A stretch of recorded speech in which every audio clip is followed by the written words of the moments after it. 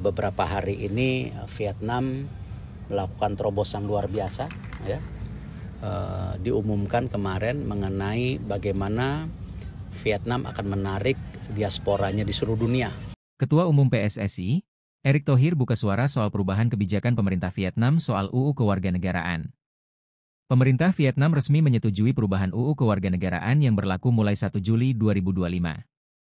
Perubahan ini tepat kehadirannya usai Vietnam dihajar kiri kanan oleh Timnas Indonesia dan Malaysia dalam setahun terakhir. Timnas Indonesia menang 3 kali beruntun di ajang Piala Asia 2023 dan kualifikasi Piala Dunia 2026. Sementara Malaysia baru saja mempermak Vietnam 4-0 di ajang kualifikasi Piala Asia 2027. Pemerintah telah mempermudah syarat untuk menjadi warga negara Vietnam melalui jalur naturalisasi. Mereka tidak perlu lagi untuk tinggal di Vietnam dan bisa menguasai bahasa resmi negara untuk memperoleh paspor Vietnam.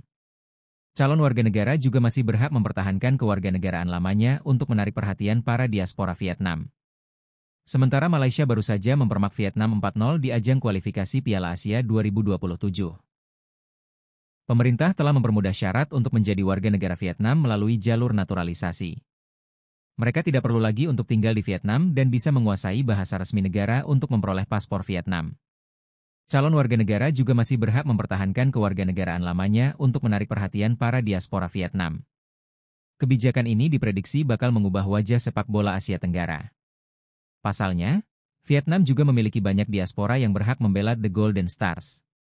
Gelombang terbesar diaspora Vietnam melalui jalur pengungsian usai meletusnya Perang Vietnam pada periode 1955 hingga 1975. Karena itu, Timnas Vietnam berpotensi bakal dibanjiri talenta berkualitas melalui jalur generasi kedua, ayah ibu, atau ketiga, kakek nenek, dalam jangka waktu yang cukup lama. Ketua Umum PSSI, Erick Thohir memuji terobosan yang dilakukan oleh Vietnam.